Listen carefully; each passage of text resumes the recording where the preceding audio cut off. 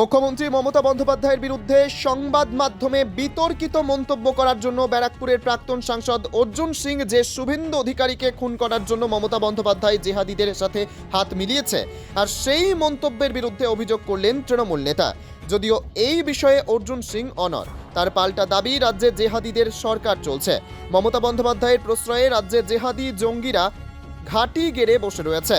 তিনি এদিন হুঁশিয়ারি দিয়ে বলেন, আমি এসব ভয় পাই না। বেআইনিভাবে আমাকে গ্রেপ্তার করলে যে করবে তার বাড়ি হাড়ি বিক্রি করিয়ে দেব।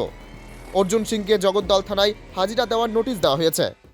যখন আমি কালকে আমাদের পূর্ব সাংসদ অর্জুন সিং এই স্টেটমেন্ট আমি যখন শুনলাম, আমার মনে হৃদয় অনেক আঘাত পেয়েছি আমি। আজকে ভারতবর্ষে আমাদের রাজ্যে যিনি মুখ্যমন্ত্রী আছেন, উনি থার্ড টাইম নিজের ফেসে জনতা সাপোর্ট নিয়ে উনি মুখ্যমন্ত্রী হয়েছেন। উনি একটা সাংবিধানিক পোস্টে বসে আছেন বর্তমানে। সেই লোককে আমাদের পুরুষ সাংসদ এইভাবে অপমানিত করছে বা ওনার উপরে মিথ্যা অভিযোগ লাগাচ্ছে, এটা সাধারণ নাগরিক হিসাবে আমি এটাকে মানতে পারছি না।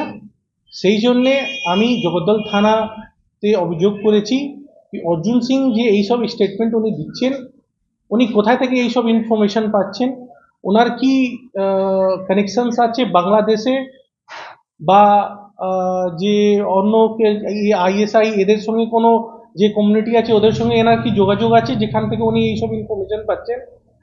তো আমার কাছে পুলিশ কাছে একটাই রিকোয়েস্ট ছিল কি এই মামলায় ওনার একটা ইনভেস্টিগেশন করার, আর এইটাকে খোঁজবিন মানে ইনভেস্টিগেট করে একটা সিচুয়েশনে নিয়ে আসার কি অর্জুন সিং এইসব জিনিসটা উনি পাচ্ছেন কোথায় থেকে, আর ওনার উপরে একটা লফুল অ্যাকশন নেওয়ার জন্য আমি একটা কমপ্লেন করেছি। কোন বক্তব্যটা উনি আমাদের সাংসদ যিনি বলেছেন কি আমাদের মুখ্যমন্ত্রী শুভেন্দু অধিকারীকে মারার জন্য বাংলাদেশি জিহাদিদের সঙ্গে হ্যান্ডশেক করেছেন, এই বক্তৃতাকে আমরা মানতে পারছি না।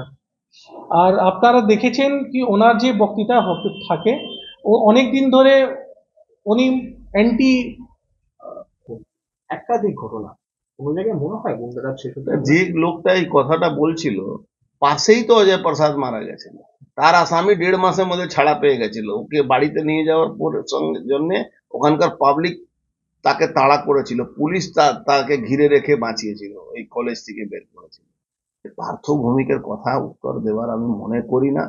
এই একটা মিথ্যাবাদী নাটকের লোকরা কোনো কথা সত্যি বলে মানুষ ভোট দিয়ে তো জিতেনি, এই অলোক রাজরিয়া জন্য জিতেছে। মানুষের ভোট তো তাই জন্য ওকে বাহবা, অলোক রাজরিয়া ওকে বাহবা করছে আর ও ওকে বাহবা করছে।